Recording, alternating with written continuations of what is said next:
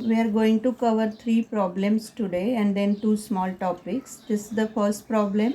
Draw the space quantization diagram for D space or D state electron. Last time we have seen how the space quantization means the specific values of the angle theta. So we know that the cos theta can be expressed in terms of L upon L star. That depends on the values of L.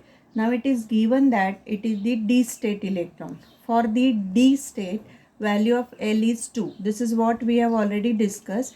As the states changes from S, P, D, F, the values of L varies from 0, 1, 2, 3 and so on. So for the D state, value is 2. L is equal to 2. So L star will be under root L into L plus 1. So that is root 6. Now it is very obvious that ml changes from minus L to plus L. So ml values will be minus 2, minus 1, 0, 1 and 2. So there are 5 ml values. So corresponding values of cos theta for those 5 values will be minus L upon L star, then up to plus L upon L star. So now we have cos theta as these 5 values. Now we have to draw these 5 values. For drawing this, you should remember that there should be the consideration of the z axis. The space quantization is always considered along the z axis and it is the z component of angular momentum. So this is Lz. Now this is Lz and this O is taken as the origin. When we go for the origin as O, you have to take the value of this semicircle as the radius root 6 because your L star is root 6. So from 0 or from origin, we have to draw the lines and those corresponding lines with the value of root 6 radius should go according to these values of ml. That is for 2, 1, 0, minus 1 and minus 2. So it will go like that. So radius of this semicircle is root 6 and this is the way how we can draw the space quantization diagram for the D state electron. Now we switch over to the next problem. Calculate the value of Bohr magneton. You already know how we have derived Bohr magneton in terms of considering mu L, that is the magnetic dipole moment. This mu B, Bohr magneton, is a universal constant and it is equal to EH cross upon 2m. Now H cross is actually H upon 2 pi where H is the Planck's constant and mu B will be considered in terms of H as EH upon 4 pi m. Now all the terms involved in this formula you should know as a student of physics because these are the fixed constants. So E, which is the charge of electron, is this 1.6 into 10 raised to minus 19 coulomb. H is the Planck's constant, you should never forget, 6.62 into 10 raised to minus 34 joule second. And mass of electron M is 9.1 into 10 raised to minus 31 kilograms. So substituting all these values, we get the value of mu B as 9.27 into 10 raised to minus 24 joule per Weber per meter square. This unit can also be written as ampere meter square. So final value of mu B is 9.27 into 10 raised to minus 24 ampere meter square. Now the third one, it is asked to write down the electron states for the hydrogen atom and what is given is N. N is given as 2 and you are sorry. You are also asked to comment about the values of the energy. Now you know that N is the principal quantum number and if you remember this N was considered in terms of the energy equation. So when we go for N is equal to 2, you should be able to first find out the values of L and ML. All the quantum numbers, that is N, L and ML, are interrelated. If N is equal to 2, then values of L can vary from 0 and 1. The reason is that it can have maximum value as N minus 1. So 2 minus 1 is 1. So we have only 2 values for L. L is equal to 0 and 1. Once you get the values of L, ML is 0 or plus or minus L. So ML will be 0 or plus or minus 1. Now we have two different combinations. For N is equal to 2, with L is equal to 0, ML will be only 0. And how to write the state? Psi N L ML. So psi 2 0 0, psi 2 0 0. For n is equal to 2, when L is 1, ML will be -1, 0 and +1. So again we have to go with all the other combinations, like psi will be psi 2 1 -1, 2 1 -1. Then it will go 2 1 0, 2 1 0. Similarly 2 1 +1, 2 1 +1. So now there are total 4 states. The earlier was psi 2 0 0 and these 3 states. What is the meaning that it is having 4 states? All the 4 states correspond to the same energy, and this type of situation is called as degeneracy. It is degeneracy. Therefore, for n is equal to 2 energy level, this is called as fourfold degenerate. There are 4 states with the same energy, so it is fourfold degenerate.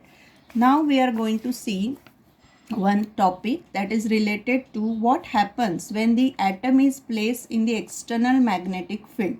We have already seen that because of the orbiting motion of the electron, there is magnetic moment that is associated with the electron.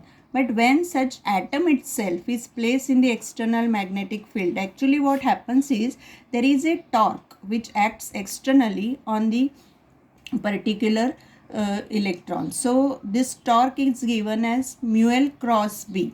Now what this torque does? This torque acts in a way that it tries to align the magnetic moment parallel to the applied field, and at the same time the particular torque is perpendicular to the L direction. Now if this is L direction, then obviously this is mu L, because L and mu L are oppositely directed, and there is a torque which is acting, which is perpendicular to both of this. Now because of this, what happens is along the direction of B and around it, L tries or it starts precessing energy. The external magnetic field changes the total energy. The energy is increased, and this additional energy is called as E magnetic. That is obtained as mu L dot B. Now this dot product will be mu L B cos theta. We have already derived mu L like this. Mu L is minus E by 2m L.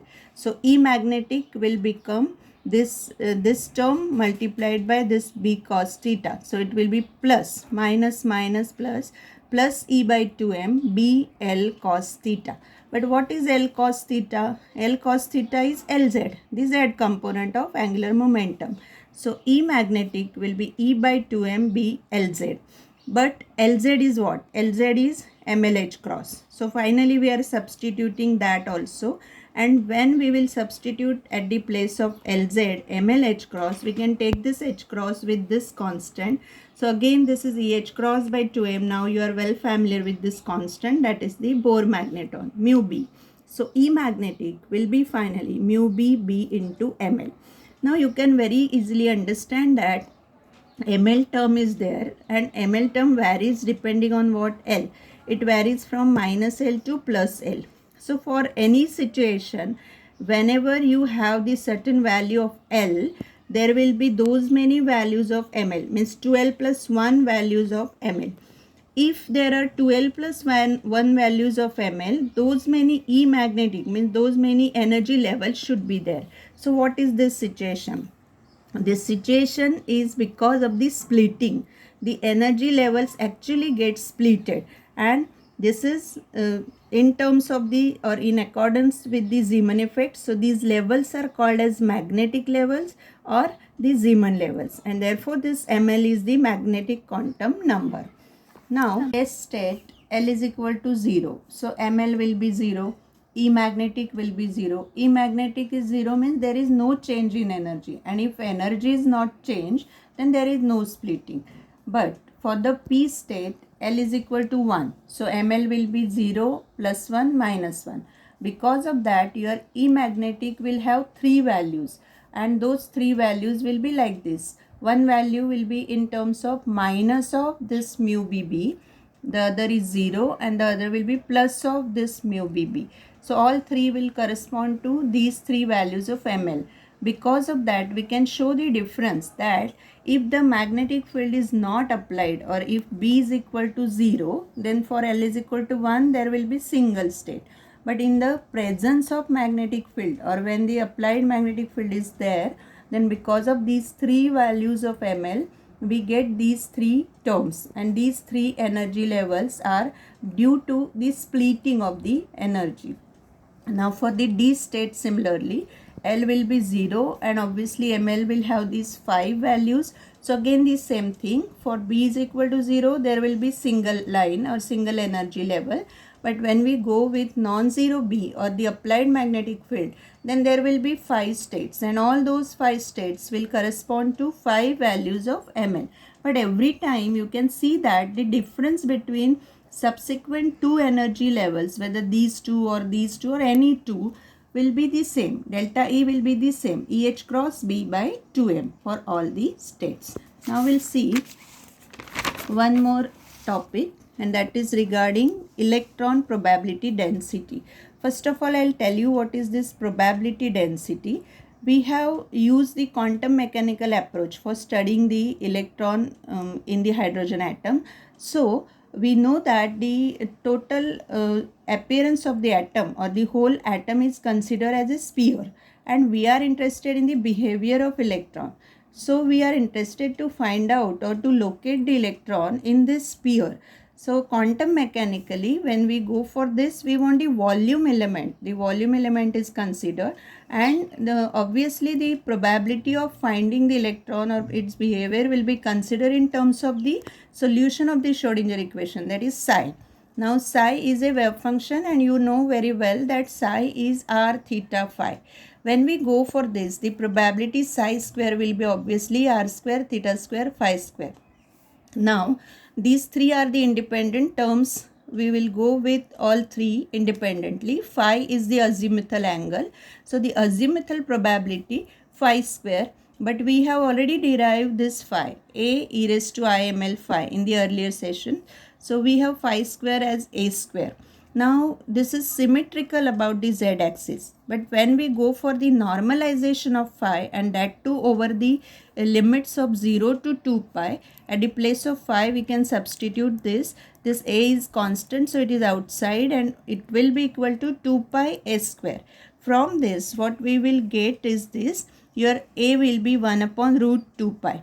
So phi will be finally this, and this a is the normalization factor or normalization function. Now theta square is the zenith probability density.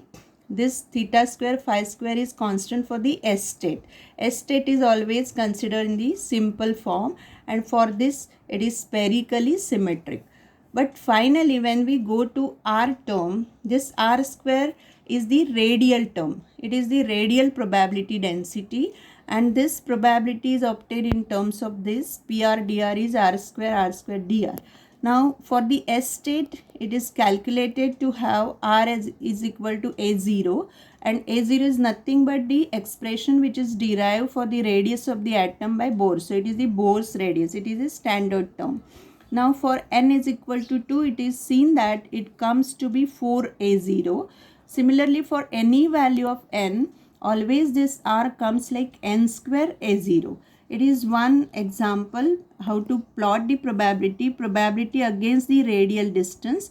So when we go with the S term, we have this type of situation, and for the P term it is like this, but this is how you can consider the term like 4A0.